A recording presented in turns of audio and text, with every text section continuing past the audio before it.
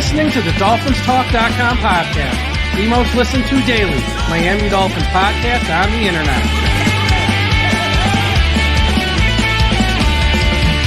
Miami's got the Dolphins, the greatest of all. Come on, Dolphins fans. Time to fins up. We're in the air, we're on the ground, we're always in control. And when you say Miami, you're talking Super Bowl. Cause we're the Miami Dolphins, Miami Dolphins, Miami Dolphins number one. Miami Dolphins, Miami Dolphins, Miami Dolphins number one.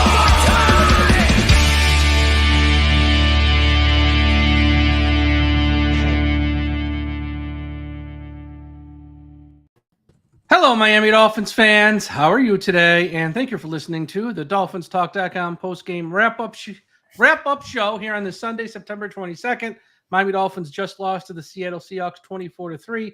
Really wasn't even that close of a game, folks. It was non-competitive from the Dolphins standpoint. I am your host, Michael Leva, joined as always by Tom Ernestey. Tom, how you doing today? Other than being sick and coming out of a sickness, I had to watch that today. I don't know if what I have was more sickening than what I watched, because that was absolutely disgraceful performance from top to bottom. And it starts with Mike McDaniel, and it goes all the way down the list. The players, this team just flat out gave up, particularly on offense. Like, I have never seen under a Mike McDaniel regime, the offense, the guys are just slumped over. It looks like they don't even care. Well, when you pay them all, right. They paid him.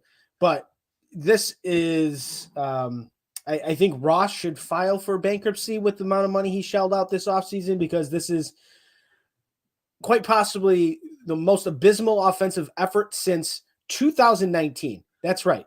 This offense right now, to date, looks like the offense from 2019. And we know how bad that offense started that season. But We'll get into more of this as we progress through the show. But other than that, Mike, I'm fine. Yeah. Let me start the show. But just one little fun fact, we'll call it. Last year, week 3, Miami scored 70 points. This year, week 3. This year, week 3, we scored 3. I've been telling you all offseason, not the same team as last year. No further proof than that. But before we get started, today's show is brought to you by Caneswear. Caneswear is the place to go for officially licensed apparel for the Miami Dolphins, the Heat, the Hurricanes, the Florida Panthers, and all of the professional college teams in South Florida. Looking for the latest jersey, a gift, or the newest hat to hit the market for your favorite South Florida team? Check out Caneswear for their overwhelming selection of sports apparel. Located at 2655 South University Drive in Davie, Florida, Caneswear has it all. Not in South Florida, don't worry. Visit Caneswear.com to shop their inventory from the comfort of your home. And yes, they ship internationally as well. Caneswear.com is the spot that Miami fans shop. That's Caneswear.com, Caneswear.com. And before we get going here, I want to say at the end of the show, we are going to talk about Mercury Morris and how, he passed away last night. And we'll do a whole thing on Mercury here at the end of the show. So stay tuned for that. So I don't even know. Let me go first, since you already shared some of the stuff here at the top. Let me give my little big picture take here. Every concern that fans of the Dolphins had this offseason has blown up in their face the first 3 weeks of the season. The offensive line stinks.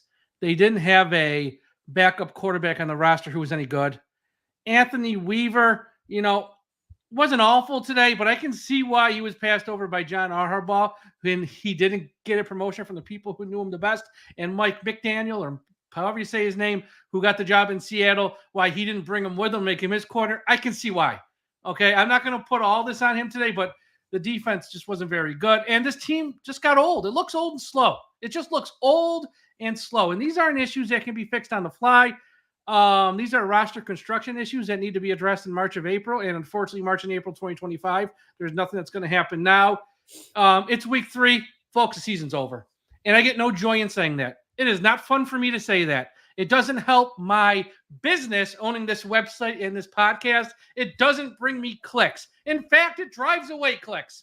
But the one thing we have built with this website and this podcast is we built it on honesty. And I'm not going to lie to you. Other podcasts and other hosts, they will lie to you and pander to you and tell you what you want to hear to get clicks and likes. Those are the same people who all offseason told you Miami doesn't need a good offensive line with Mike McDaniel's scheme. Don't worry about it. Those are the same people who told you losing Wilkins and Raekwon. Don't worry, because we're going to sign up 5-6 guys and have a rotation. Don't worry. Yeah, all lies. They fed to you, and I feel bad for those of you who believed it. But now, if you still listen to those people and you choose to continue to listen to them, well, that's on you at this point. Because here's the deal. This team ain't good. They were so bad today. The final score is 24-3. If Seattle didn't have 11 penalties themselves, the final score should easily have been 44-3. Miami stunk in all three phases of the game: offense, special teams, defense. They can't even line up right to start a play. They ignored all the failures in the preseason of the offensive line, the backup quarterback play. Don't worry about it. Once you get to the regular season, it ain't going to matter. Guess what, folks? It matters. And this game wasn't even close. Not hating, just stating. And here's the kicker. It's all really at the feet of the general manager. I mean, yes, the head coach as well. Don't get me wrong. We can talk about him. But the general manager and how he's built this team. Most teams want to be strong in the trenches. They want to be able to play tough guy football where, we've got a wall in front of our quarterback. That doesn't mean you got to use every first and second round pick on an offensive lineman and pay every lineman $30-40 million. But we want to invest in our offensive line to have, be strong so you can run the ball, pass the ball, and run your offense. We're not, again, we know the story. Everyone last year who was good kind of left. Not everyone good, but Hunt and Connor Williams left and did nothing to replace him. Hey, Funab, we don't need to replace him. We're going to promote the guys who failed. Just move them up the ladder. Well, they stink. And then on the other side of the ball, again, with Wilkins gone, Raekwon gone, they didn't replace him with anybody. The defense, I'll give him some credit today. I guess somebody's got to get some credit.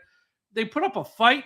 But again, that's more about Seattle having 11 penalties, the majority of which in offense, is why the defense looks somewhat competent, because they're really not competent either. Metcalf's running down the field wide open. They're running the ball down our throats, Mike McDaniel just doesn't. Again, here's the thing with Seattle. They're not great. They're good. And when Mike McDaniel plays teams that are even good, his teams are never, ever, ever ready. And wasn't ready today. I know it's tough with the backup quarterback, but guess what? You're this offensive genius. You just signed this extension through 2028. 4 teams today won games with backup quarterbacks. 4 teams, including the Carolina Panthers. And we got 3 stinking points. We had a 1st and goal at the 6 after a turnover. We couldn't even get a touchdown. In fact, we moved backwards on the drive because we got a penalty. I hate to say it, it's not going to be fixed this year. This is a lost season. And, Mike McDaniel's not going nowhere, folks. So for those calling for his head, he ain't getting fired. Okay? He's just not. The quarterback, they're going to be in the market for a quarterback, probably because they're going to have a top 10 pick anyways. They're going to be in the market for a quarterback in the offseason. And with the general manager, he'll probably won't be fired. But, I would like someone in a position of power in Miami Gardens to tell him, you cannot sign old players who get veteran rest days the entire month of August. So when you start the season, it looks like the teams never practiced together. Why nobody can line up right. And you sign guys who are always hurt. They got to get younger. And for the love of Christ, at some point, just build up your trenches with your offensive and defensive line. But it's a lost season at this point. I mean, I know it's 1-2. It's only September. And they got the Titans are bad, folks. The Titans are probably going to win next week against us. And I hate to say it, we're not. You just look around the AFC. We are not in the class of the good teams, even when we were healthy. And without Tua for another 3 games, possibly more, this is just the beginning of a miserable 2024 season. Not hating, stating, just giving you brutal honesty. All right. I'm going to piggyback off you a little bit here. But I will put my Big E hat on for a second. Oh, good. I'm not saying the season is done yet. Tom, it's done. I'm not saying it's done yet. Talk to me after the Indianapolis Colts game, and then I will tell you it's done. There is flaws, like you said, Mike, and I agree wholeheartedly, and you and I talked about this at length during the preseason games. What was missing? Interior offensive line. defensive nose tackle missing. Depth at key position, aka quarterback. I don't know what, and I sent this out as a tweet earlier. I think Chris Grier was watching Big Bang Theory reruns during the preseason to not watch Mike White and Skylar Thompson play 95% of the snaps in the preseason and then say, oh, man, Skylar is good. He is a good quarterback. He was incapable, folks, with no time left, a free play, to just throw the ball down the field.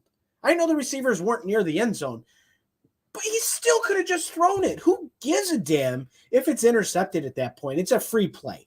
And your team was struggling to begin with. The defense in this game, based on your Anthony Weaver conversation, the defense in this game was lost in the first quarter of this game. Absolutely lost. Like, no communication between Jalen Ramsey on a cover 2 when he's playing the sideline, and he let DK Metcalf go, and Javon Holland's flat-footed watching DK Metcalf blow by him. And last I checked, DK Metcalf runs like a 4.3 40, and you're flat-footed on a cover 2. Can't happen. And Jordan Poyer's on the other side. He ain't going to make up that ground. So, miscommunication, no communication in the first quarter. They looked a lot better until they basically gave up on that long touchdown drive at the end of the game when the offense could not score again inside the 5-yard line. So I will not blame the defense as a whole. I think they gave the offense enough chances in good starting field position to score points. Speaking of scoring points, Mike McDaniel, once again, decides on 4th and 1 from the 38-yard line, 40-yard line, whatever it was, to try a 56, 57-yard field goal with Jason Sanders on the road. Once again, mismanaging the situation. You could have gone for it and given the ball at the 38, 40-yard line if you don't pick it up. When God knows you can't pick up, 3rd and short, 4th and short, because that's just been an MO of this team for 3 years. But then you give the ball to him at the 50-yard line. It's just consistent mismanagement. Oh, don't get me started. That 8 penalties, 6 accepted on Danny Crossman's special teams unit. What? You had that many penalties on special teams. Can't get lined up right. Holding penalties. It was one point the Dolphins were at the Seattle 48-yard line, and they punted the ball from their 24 because of penalties, because Duke Riley decided to have an unnecessary roughness penalty after a brilliant punt by Jake Bailey, who, once again, will get praise from me after I continue to crap on him. The guy's having a good season punting the football because guess what? We're punting the ball a lot. We were fed that this team was going to be good. We were fed that this team was going to be talented, and I have seen nothing of the sort through 10 quarters of football. I give them 2 quarters against the Jaguars the second half. They actually look like the Dolphins team that we were watching last year at the beginning of the season.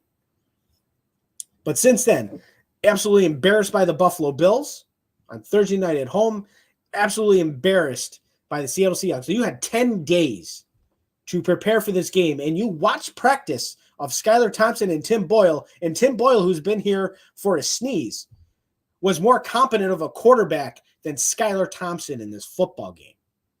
And then, before any of the game was played, Tyler Huntley was used as a emergency third quarterback instead of just having him ready to go on the active roster, because you could have put him in if you had him on the roster. But he was the emergency quarterback. He was unavailable to play. But guess what?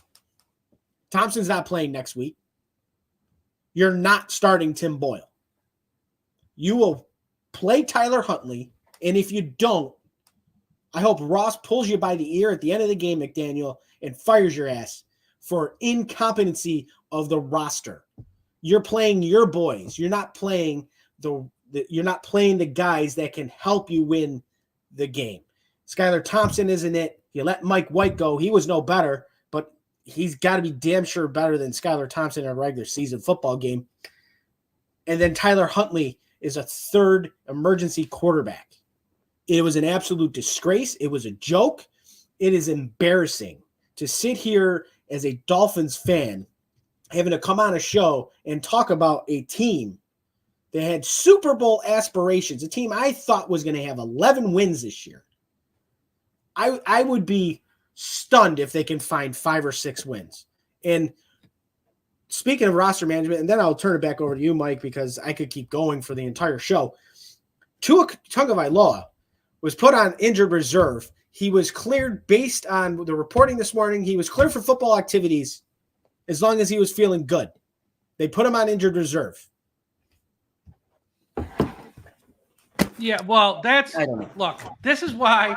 Well, that's a much larger issue with a quarterback now who has all of planet Earth, because we know that the NFL is a global sport. All of planet Earth literally holding their breath every time he will step on the field now, which is why they have to move on from, not like cut him after this year, but they have to find the quarterback in the future after this year, because, and then the first reasonable out, whether it's after 2024, after 2025, after 2026, you just move on from them because you can't win this way. And they could, if they would have cleared him and let him play like this week or next week, the bad press, it's almost not worth it. I get it, but still. So it's not happening. You That's didn't why have to put him on injured reserve. You could have sat him for this game and maybe against the Titans, and he could have been playing. Yeah, well, they made this bed with him. They screwed that up in 2022 when it was back spasms the first time. So here's the deal. This team is just not built to win this year. And I always had a feeling, with how they drafted, they were drafted replacements for guys that are going to move on from after this year, and Chop Robinson for Chubb, Patrick Paul for Armstead, Jaylen Wright for Mostert. Like 2025 was like the year they're aiming up for. That didn't mean they were going to punt on this year, and they're not going to quote unquote punt yet. But they're a couple more losses away from this truly being a lost year. Like I said, the problems they have cannot be fixed on the fly. Nope. These are fatal flaw problems with how this team is built. And talking about some injuries, just so you know, from this game alone, Tron Armstead, eye injury. Well, now he's in the concussion protocol, so don't expect to see him anytime soon. Kendall Fuller's also in concussion protocol. Storm Duck has a shoulder injury. David Long has a hamstring. Skylar Thompson a chest. And Austin Jackson left the game. Nobody knows what the hell for, but he's out. So next week you might see Patrick Paul at left tackle and Kendall Lamb at right tackle. And who the hell knows you probably see Ethan Bonner for the first time this week as well versus Titans next week. It's just they're a mess. And I know with the injuries, there's only so much you can do, but with Armstead, you sort of saw him missing time coming a mile away. So can't be surprised there. Inactives this week, Raheem Mostert still has that chest injury. Channing Tindall, because he's no good. Ethan Bonner, Mohamed Kamara. Malik Washington might be ready next week with the extra day. Who knows? Andrew Meyer, I'd probably have him activated, and I might even give him a chance now, honestly, as well as Huntley being the emergency quarterback listed, which the emergency quarterback thing, he can't play if the first two guys stink. The first two guys have to be literally knocked out of the game before you can go to your emergency quarterback. So it's not like Huntley's there. If one of them gets knocked out like we had with Thompson, you still can't go to Tyler Huntley. Someone's got to knock out the other one before you get. He should have been labeled an emergency quarterback. You should have had 3 active quarterbacks on the roster, especially because your starting quarterback is out. You have to have your options. Huntley, even if he doesn't perform well, he at least, in my opinion, can make plays because of his ability to do it on the fly. These other guys, Skylar Thompson was lost. He had no idea what he was looking at on year 3. Don't know year 3. But hey, we got confidence in him because he's a different player than he was 3 years ago when you first saw him. He's been here for 3 years. Yeah, thanks for that quote. Well, here's the deal. They're going to be in the court because with this injury, Skylar don't know how serious. And even if hopefully he's okay. Even if it's not serious, you probably saw enough. So you this week, I have a feeling, and the fans are going to like it. They're probably going to poach Mike White off of the Buffalo Bills practice squad and bring him back. They're not trading for anybody. Why? Dolphins fans, you have to be realistic with the situation. They have 10 picks next year. They have 7 they can trade now. Why would you trade any when you got to have some sense. Read the room. This ain't going well. Okay, even in the win, we are one lucky Javon Holland punch away from being 0-3. Okay, read the room. Why part with a pick for a player who doesn't have a long-term future here? So just they'll probably, either sign or who is the guy? CJ Beathard. Maybe they sign him, or maybe they take Mike White I would go with Mike White. I mean, look, I know he stinks. But he actually knows the offense. So I would probably go sign him, bring him back in the mix. But the season is going to be a mess because there's so many issues, like the pre-snap penalties, can't line up right. Mike McDaniel after the game. We need to handle playing on the road better. You have these problems at home. Did you watch the Bills game last week? It's not a home road issue. You have the problems at home. You cannot. And this is, the Mike McDaniel thing. And again, I don't want to totally crap on the guy because I don't really. It's just the nice guy thing and telling the jokes and stuff, which I get. That's his personality. I don't want him to be someone he's not. But and I'm sure, he's not like that all the time, I'm sure. But you can't be everyone's friend on this team. You got to sometimes lay the hammer down. And because we see the same mistakes year after year after year, week after week after week, I'm guessing he's not doing that ever. And I don't know if that works in this league.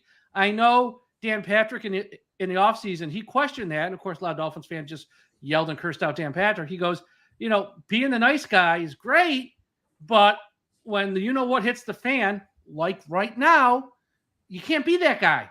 You got to be a little bit of Shula. You got to be a little bit of a, quote-unquote, a dick like Bill Belichick was, like Parcells was. You got to, don't have to be a 24/7 because in this era that won't work, but you need a little bit of it. And I don't know if he has it in him, but overall, it's not even going to matter, honestly, because they're just soft in the trenches. Teams are going to push them around every week.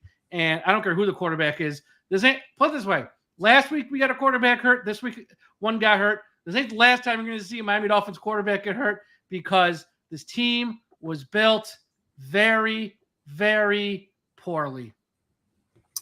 Yeah. That was a very rude comment someone put up about me. Oh, yeah. Well, he's gone. No, what do you want me to say? I mean, okay, it's my fault we lost, I guess. I don't know. It is. It is. And we speak the truth on the show, so we can't. Yeah, I'm not going to lie to you.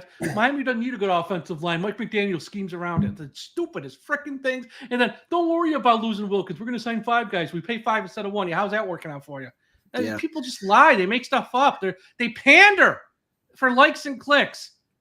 But if you listen to them and tune into them still, that's on you for being fooled. You're the fool. The other thing too, you mentioned about bully ball and stuff like that. The thing that still infuriates me now, this is 3 straight weeks.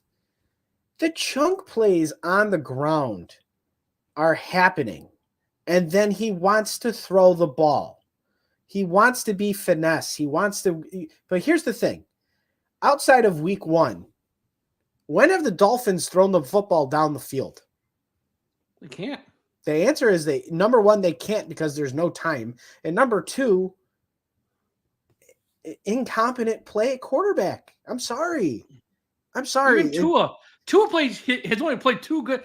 And I know, obviously not out there today, but even was horrible prior to his injury versus the Bills. Horrible. And then versus Jacksonville, did nothing in the first half. He really just played the third and fourth quarter. Well, part of it is, and you have the month of August, and I know nobody's playing in preseason games anymore. It's not just us. Nobody does. I get it.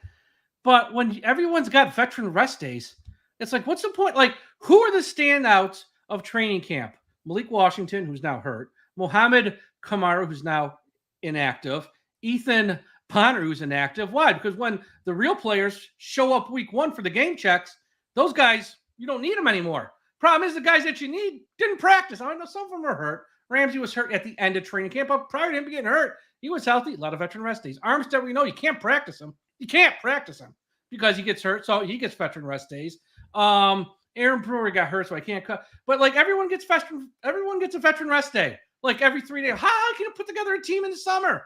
And then you get to September when the games count, they look lost together. And again, if they're losing because they only have talent, which they are, that's one thing. But when you have 11 penalties and you can't line up right, that's because nobody practices together. Yeah, it's a problem. If you have a gelling issue to begin the season, it's not good, and it's, I understand practicing in 98-degree heat can be a bit much. And some of these guys that are, 33, 34 years old. Yeah. I can Turn get on that air they need conditioning in some the bubble. That's but why it's built. here's the thing. Why not play them a couple snaps in the preseason? Why not give them a little bit of time together outside of practice against your own team? Because right now, teams are just lining up, taking away what the Dolphins did really well last year, and they're daring them to throw the ball down the field. They're not. It's bubble screens. Run the ball, right? The NFL this year, Andy Dalton is the first quarterback this season with 300 passing yards and 3 touchdowns in a game. The league is starting to make a shift back to more of a ground and pound attack where, you're working off play action passing, in my opinion, more than you are just, working the ball down the field without a ground game. You have to run the football. The Dolphins clearly can run the football between Devon Achane and Jaylen Wright. Both of them had some runs that really popped off the screen today. And then they moved away from it with Skylar Thompson and Tim Boyle at quarterback. Like, what are we doing? Look at the film. Change it up. If it's not working, change it. Tyreek Hill has not been involved in the offense the last 2 games. He hasn't. The tight ends are terrible. And I'm looking at you, Julian Hill. Holy crap. Can you stop getting holding penalties and lining up incorrectly? A wasted roster spot. Get him off the roster. Play Tanner Connor more. They had him active. Play him more than over Julian Hill. What's to lose? You're not throwing the guy the football. Right? It's mind-numbing, Mike. It's really frustrating just watching this offense look anemic after last year. It looks like they were unstoppable. Well, everyone's caught on to his offense. That's your problem. We're not. Everyone, which is why I said change your approach. If the teams are going to play too high safety approach, run the football. Well, he ain't because he is Brian Flores 2.0. He just has a smile about him. Brian Flores was a stubborn, miserable son of a bitch who had just a scowl on his face and didn't like people. Mike McDaniel's just as much a stubborn son of a bitch. He just smiles and tells jokes. But they're both cut from the same goddamn cloth. And he ain't changing. He ain't changing. He ain't. So I agree with you. I'm not saying you're wrong. You're 100% right. But to think next week for Tennessee, they're going to come out and run a whole different game. He ain't. He ain't ever changing. This is who he is. It's not happening. Yeah, it's annoying. Before we get to the game, I want to answer this. Paul Van Tassel, great question. Any advice for what we should do? If you mean we as in fans, here's my advice to you. If you're unsatisfied with the product, stop spending money on it. Don't go to games. The Miami Dolphins view you as an ATM machine. They just want your money. If you don't like the product, don't give them money. And guess what? When they don't get money and they see that the product's not selling anymore, that's what motivates them change. If you're just going to hand over money and complain on social media, they don't care because they still got your money. Speak with their wallet. Yep. The only thing that they care about. Let's get to this game because we got to move on here. I got to talk about Mercury more. Yeah, unfortunately, we have to go to sadder news at the end of the show, but that man was a bright spot for the Miami Dolphins for a very long time. So Dolphins finally won a toss and were able to defer like it mattered today. Seahawks go 7 plays, 28 yards because the drive opened up with a run for 4 yards, a 6-yard completion to Seattle 45, Lockett wide open, 18-yard completion to the Dolphins 37. Dolphins defense does a great job with a sack by Deshaun Hand on 2nd and 10, pushing him back to the 42-yard line, and then Charbonnet picks up 5 yards to give Jason Myers a 56-yard attempt, which he absolutely nuked, and the Seahawks take a 3-0 lead.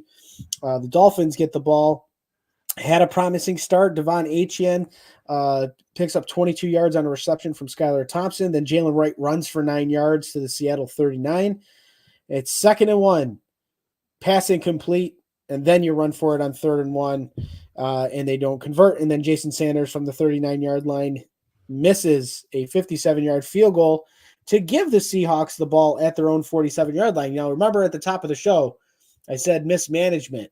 You give the team, again, good field position because you go for a very low percentage kick instead of going for it. Because if McDaniel's such an analytics guy, you go for it at the 39-yard line on 4th and 1. You don't go for a 57-yard field goal on the road.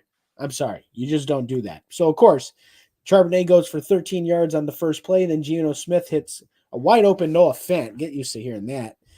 To the Dolphins' 29-yard line. After a 3-yard run, Geno Smith to DK Metcalf for 22 yards where Kendall Fuller had no idea where he was. And then Charbonnet runs it in for a 4-yard touchdown.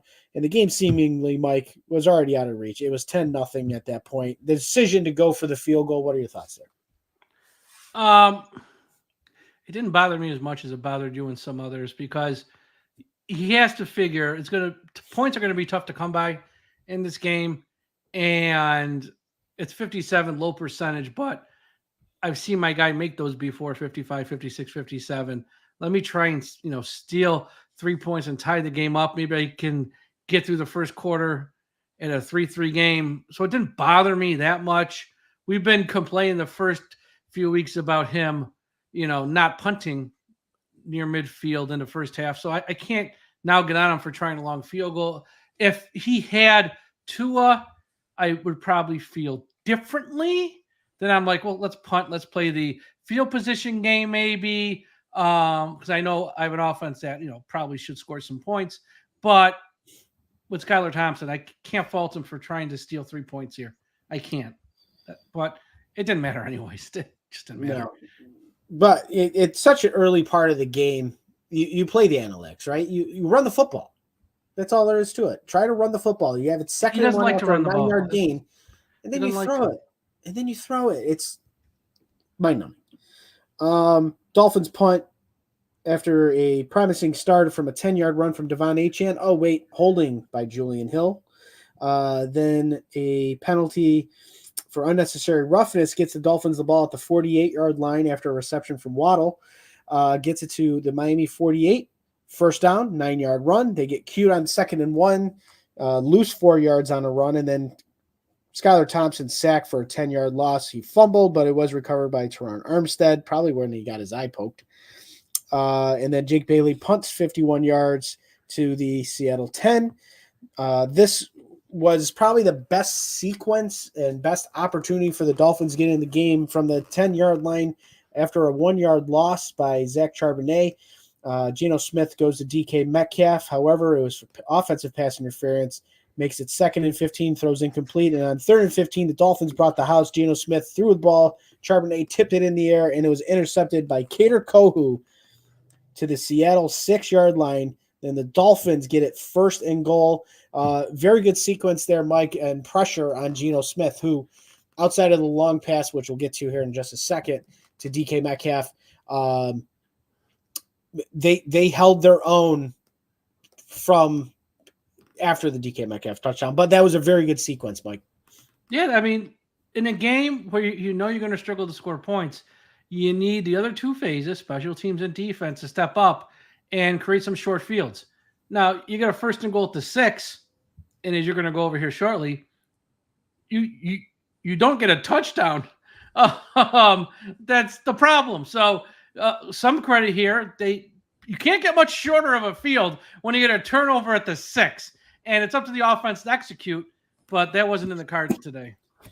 So on the very first play, Achane goes for 2 yards, and then, Julian Hill, legal motion penalty brings it to the 11, 1-yard completion, 6-yard completion, and then I don't know what the hell he was looking at on 3rd down, but he goes incomplete, and Jason Sanders hits the 23-yard field goal, and the Dolphins so demoralizing. On the board. It was demoralizing because on the very next play, you want to talk about a bad sequence on offense when you have a chance to get within 3 points. Instead, they're still down a touchdown. The first play, DK Metcalf runs right down the field for a 71-yard touchdown. But on the kickoff, there was a penalty for the Dolphins for an illegal formation that actually gave them the ball at the 29 instead of the 24 after the return. So a 71-yard touchdown. again, I said at the top, no communication there, Mike, between Jalen Ramsey and Javon Holland. No, I mean, Jalen Ramsey, glad he got paid. Let me rephrase. I'm glad he's happy he got paid. And I know the hamstring injury, I don't know how severe it is still now, week 3. He wasn't on the injury report. Exactly, so it must not be bad. He has not looked good through 3 games. In fact, he looks old. And I think the Dolphins are going to regret this contract, much like they regretted the Xavier Howard one shortly after they gave it to him. I understand why they did it. I understand, he was great last year, Pro Bowl level last year, for only playing half a season. And I understand he's the vocal leader now of this team with Wilkins gone, and they wanted to open up cap space. Like, I understand all the reasons, but he ain't the same guy he was. He's still a Hall of Famer, but he's a Hall of Famer on what he did 2023 and previously. So far through 3 games, he's got to get his mojo back here soon, or else that contract looks really, really bad. Yeah, I'm not sure. And again, I'm not completely blaming him there. He was playing his cover 2 spot. That was part of the problem. It was part of the problem if he's not communicating or yelling to Javon Holland saying, "Your man, your man." I mean, maybe he did, but obviously it's so loud there. Who knows? Dolphins, 4 plays, 9 yards. They punt. Seattle missed a field goal, 53-yarder, which was no good. Dolphins get the ball at great field position at the 43, start with an 8-yard run. Then Devon Achane goes for 13 yards. So what do we do on the next continuous plays? Skylar Thompson gets sacked on 1st and 10 from the 36. Skylar Thompson then hits Jaylen Waddle for 5. 3rd and 13. Skylar Thompson throws a bubble screen to Tyreek Hill to try to get him in the field goal range, and he dropped it. A touchback because, can't field a punt. Punt, end of the first half, mercifully, because I do want to get into this a little bit and want to get your thoughts, because this is the epitome of the Skylar Thompson show. The Dolphins get a penalty for illegal contact to end the first half. So they get a free play. So Skylar Thompson decides to run around a bit, and then he gets absolutely obliterated by the sideline and takes a sack with no time left on the clock. Just throw the damn football. There's no time left. Just throw the football. Put Tim Boyle in. I don't care if he throws a Fail Mary again. Just throw the football with no time left. He's not an NFL quarterback. That's all there is to it. He's not even a UFL quarterback at this point. But yeah, hey, we saw enough. QB2, baby. Over 3 years, he's much improved. This guy in game action is scared to death to be out there. You could see it. The deer in the headlights look. As soon as the ball is snapped, he's looking at the defense. He's looking at his wide receivers running the routes. He doesn't know what to do with the ball. But hey, QB2, baby. I mean, the sad part is he actually outplayed Mike White in August. That's the sad part. But it's worse. Because everyone was so excited when Mike White was gone. I go, I get it, because Mike White was actually worse, but it's not like it was a battle of champions. They both kind of stunk. He stunk a little bit less. And that's so I'm not shocked. That's why I picked Seattle to win this game 27-10. I don't see Miami winning any game when 2 is not playing. Miami's not going to win. That's just a lot. I don't care if they're playing the Patriots. I don't care if they're playing Will Levis. And folks, the only chance they have of winning games this year is if he's under center. And here's the sad part, or maybe it's a blessing part. I don't know. If they lose them all before you can come back, and they're like 1-5, 1-6, whatever. It's a 1-win team this year. And if you're overreacting, you're being that. Okay, we'll see. They're not. This is example 1 without him. This is example A without Tua. This is what it looks like without him. This is what it looks like without him, folks. They don't have a quarterback who can get rid of it fast enough behind this offensive line. He's the only one we got. And if he ain't playing, that's it. Here's Dante. I've already been watching him. Arson the season for Carson. Don't win for Quinn. You can throw in Cam Ward, and I know folks get mad when I say the name. Shadir Sanders is in the mix. I don't know. I haven't done any scouting on these guys yet, but there's 5. If the kid from Penn State comes out, you throw him in the mix.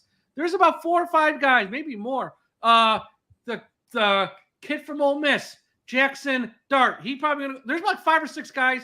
I'm not saying they're all going to get first round grades, but there are 5 or 6 guys who will go in round 1, and Miami's going to be on one of them, folks. I don't know which one yet.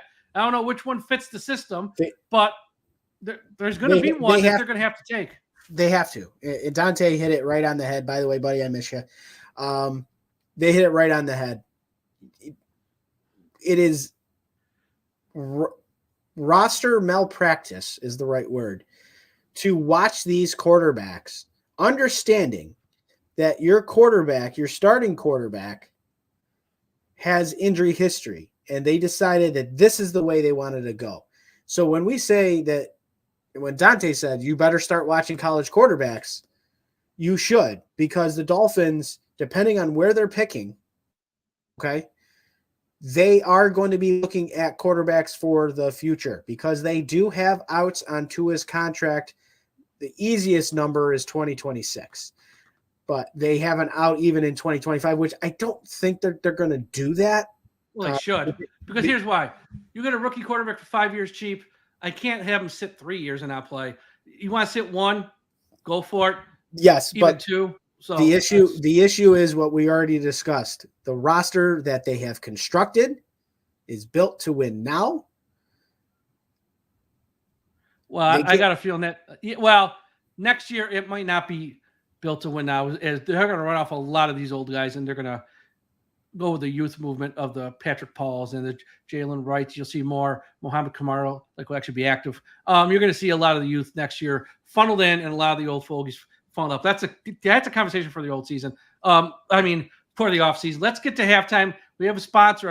Everyone's got to know about ChrisGatesFitness.com. And if you're on Twitter, go to Chris_Gates.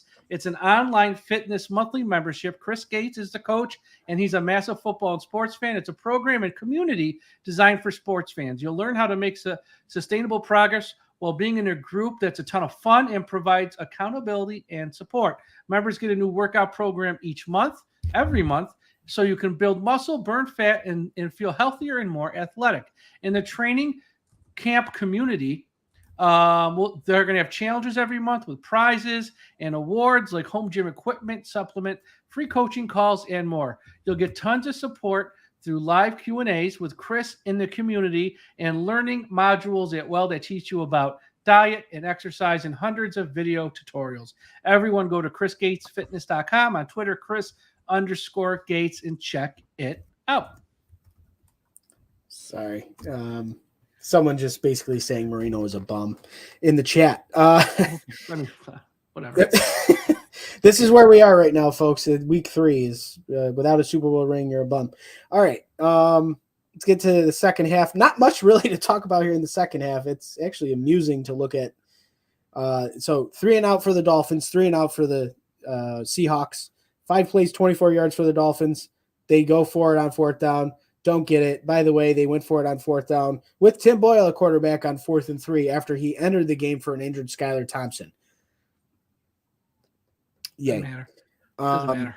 3 and out for the Seahawks, 3 and out for the Dolphins, an interception, and your boy, with Zach Sealer with another interception off a tip pass. It was a very nice play. Give the Dolphins life. They go down the field to begin the 4th quarter, down to the Seahawks 2, and could not get it into the end zone. But the Seahawks did. 11 plays, 98 yards, ending on that Charbonnet 10-yard touchdown run. Dolphins gave it up on downs. It's the end of the game. There's really not much to talk about here in the second half with Tim Boyle, a quarterback. So Dolphins lose this game 24-3, and the season in week 3 is already slipping away. All right, let's get to some team stats here. 21 first downs for the Seahawks, 13 for the Dolphins. This was not a fun game to watch if you're an offensive fan. Dolphins were 1 for 12 on 3rd down. This is by far the worst performance. Even in the loss against Buffalo, I think they converted like 50-something% of their 3rd downs. The Seahawks were 3 for 11. Dolphins went 0 for 3 on 4th down. 60 plays for the Seahawks, 370 yards of offense, 6.2 yards per play. The Dolphins ran 56 abysmal plays. Oh, lose time. The Dolphins quarterbacks 20 of. Am I here? Yep, you're cutting in and out. Sorry, 20 of 32. The Dolphins quarterbacks 3.7 yards per pass. Yep, you heard it. 3.7 yards per pass. Dolphins sacked 6 times for 46 yards, lost. Geno Smith, 26 of 34. Didn't seem like it. He threw 2 interceptions. He was sacked 3 times, 270 yards, 289 yards of total passing. Ground game, Seahawks ran it 23 times for 100 yards, average 4.3. The Dolphins only ran it 18 times for 65 at 3.6 yards per rush. Dolphins 0 for 2 in the red zone. Seahawks cashed in both, 2 for 2. Penalties, both teams extremely undisciplined. Dolphins 11 for 85. Seahawks 11 for 92. 2 turnovers. The Dolphins did not turn it over. I guess that's a bright spot. And time of possession, 31-28 for Seattle, 28-32 for the Dolphins. Mike, after a second abysmal game in a row, we get to still give out game balls. Yeah, this is tough. Yeah, I mean, it's nobody on offense, that's for damn sure. Looking at the defense, I'll give it to Zach Sealer with the interception. I know the game was kind of over at that point, but he had a nice day with 1 pass defended, 1 tackle for loss, 1 interception, had a quarterback hit. So let's go Zach Sealer. This week he's not an honorable mention because he was really the lone bright spot on special teams. Jake Bailey, folks, he's having a great year. He punted 6 times, averaged 46.2 per punt. He did have 1 touchback, which I don't think that was really his fault. And then 3 inside the 20s. So he did his part. Pro Bowl season. Pro Bowl. He's going to be our lone Pro Bowler. Pro Bowl year. Oh, Jake Bailey, lone Pro Bowler 2024. So I mean, we sort of said everything there is to said. We don't play again until next Monday night against the Titans. Thankfully, there's 2 Monday night games on that evening. So if that game gets out of hand in Miami on ESPN, switch over to ABC and watch a good game. Because I know Will Levis looked horrible today. I get it, folks. But Miami, what are we going to score versus Tennessee? 3 or 10? So unless we pitch a shutout, we ain't winning.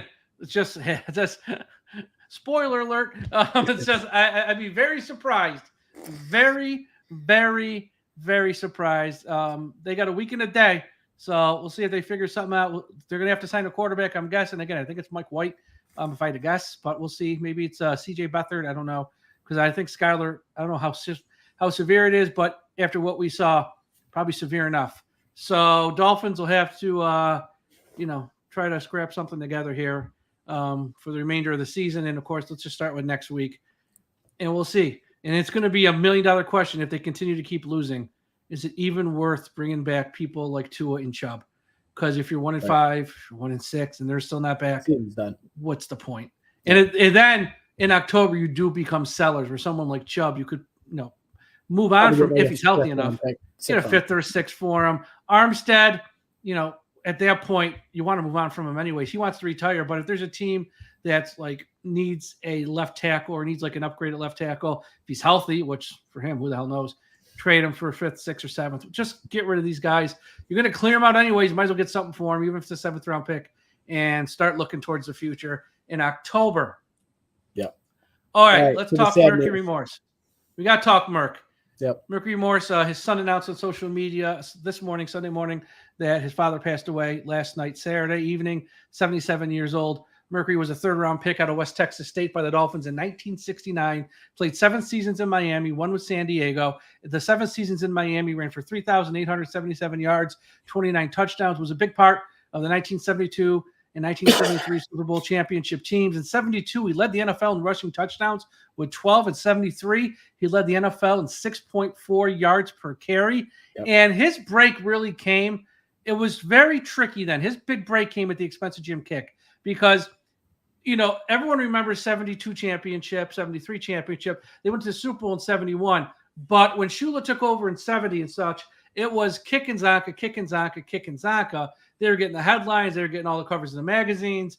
But by 72, Kick started to fall off a little bit. He lost a little bit of speed, lost a little bit of his burst. He was sort of on the tail end of his career, kind of, and he wasn't providing the offense with what it needed.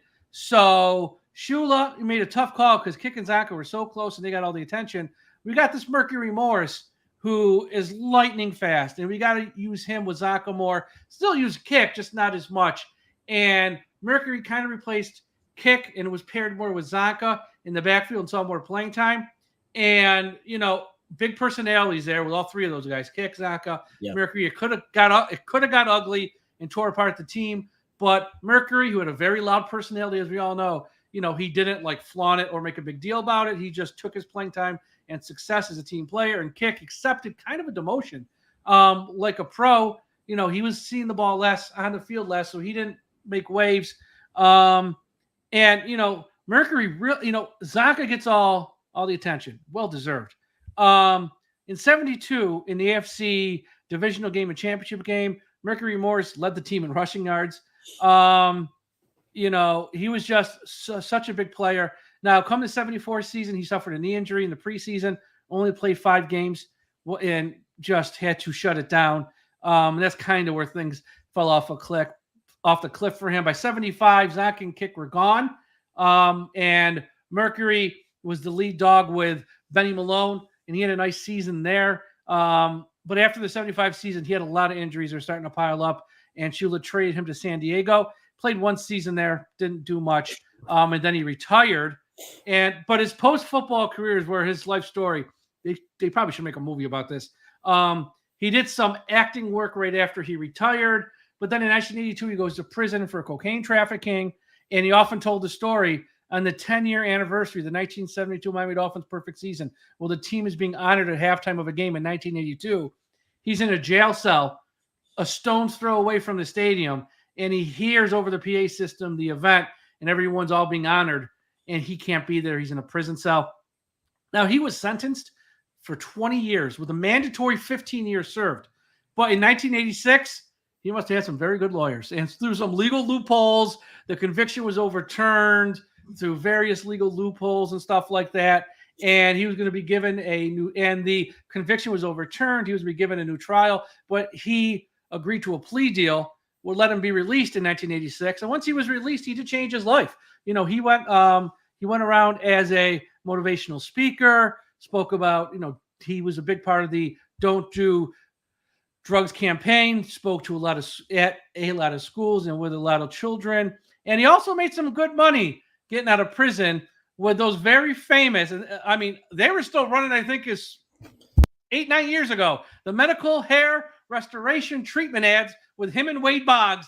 Those things must have ran for 15 or 20 years, and Merck probably made a mint off of that. He really was the one guy from that 72 team who, they all have that pride of we were the only team with a perfect season, but Mercury wasn't afraid to go on TV and let you know about it. Like the other guys, they might have their champagne toast, but that was behind the scenes. Mercury was the guy who made it very, very well known. So, he's a guy who, didn't have the longest career in Miami, but had a very successful career for the only championship teams we ever had. And just one of those guys, he's not a Hall of Fame or anything like that, but if you're a Dolphins fan, even a young one who wasn't alive back then, you got a soft spot in your heart for someone like Mercury Morris because he bled aqua and orange, Tom. Yes, he did. And, one of the things that I'll remember most about Mercury Morris was he was the first one, always the first one to say that still Perfectville population 1. He was always the first one to celebrate. You always saw it on social media. He said it in the papers. You could see him in the stands, celebrating when that undefeated team lost. He was always the guy that was, running his mouth to every other fan base that we're the only one. We're population 1, and it's going to be forever that way. He was a good football player. Like you said, his story after football was just wow, right? The story with the traffic, cocaine and going into jail, supposed to be there for a long time, got out 3 years, and then he turned his life around, public speaking, talking to, young kids and, high schoolers and college kids about the do's and don'ts, and especially to stay away from what he was doing. So happy he turned his life around. I was happy that he was able to celebrate with the team. He was there, I believe, when we were there a couple years ago against Pittsburgh when they celebrated the anniversary, the 50th anniversary of the perfect season. He was there that night. So he got a good chance to enjoy that moment with the guys that are still left from that team. So I hope he rests in peace. Hope his family is doing okay, knowing that he's at peace. Yeah, and I guess his last, he was always out there about the final team losing, but 07 when the Patriots got all the way to the Super Bowl undefeated and they were so close. I just remember that started like late October, as everyone's saying, this team might not lose. They're really, really good. And then they were still undefeated. And in November, you'd see Mercury on every show, sports show. He'd be like, yeah, they're close, but they're not in my neighborhood. Then it gets to like late November, first part of December. Well, they're in my neighborhood, but they're not on my street. And then they get through the playoffs. He's like, okay, we might be neighbors soon. Talking about having 2 undefeated perfect teams. And then when they lost the Super Bowl, you woke up that next morning after the Giants beat the undefeated Patriots. Mercury Morse was on Good Morning America, the Today Show, every ESPN show, Fox News, CNN. He was everywhere talking about it. And it was like he was the guy who was front and center of that thing that year in 07 when, the Patriots, honestly, if not for a very lucky David Tyreek catch, should have probably been undefeated. And Mercury was the guy who was out there front and center, just being so vocal about it. But It was funny as they kept getting closer and they finally get like in the Super Bowl and they're 1 game away. He's like, all right, I guess you might be neighbors soon. It was so funny how he was just watching him just go, they're not going to do it. Well, they're in my neighborhood, but they're not on my street. They're on my street, but we're not neighbors. Okay, well, I think we might be neighbors. It was just hilarious. So big personality, very good player in the early 70s. And one of the main reasons they won those 2 Super Bowls. I know everyone talked about the no-name defense and Greasy and Csonka. Trust me, it's a total team effort. I get it. But Mercury Morse really was the spark because there were games Bob Greasy only threw 6 passes. Why? Because Csonka and Mercury are breaking off 5-6 yards of carry. Who the hell's going to throw the ball? Wish we had a coach like that now a little bit. Don't get away from what's working kind of deal. So Mercury was a big part of that. It was awesome. And wish him and his family send them our thoughts and condolences. Yeah. All right. So that's all for today's show. Thank you all for listening. We'll be back with shows the rest of the week. Be sure to visit us at DolphinsTalk.com. Follow Tom on Twitter at DolphinsTalk. Follow Tom on Twitter at DolphinsTalk. Follow myself at DolphinsTalk. And we'll have shows and let's hope for the best, folks. Again, if you don't believe in God, start. This might be a long season. Everyone, thank you for listening. We'll talk to you again after a while. Folks, don't forget, you must put an end to highway profanity. Fins up.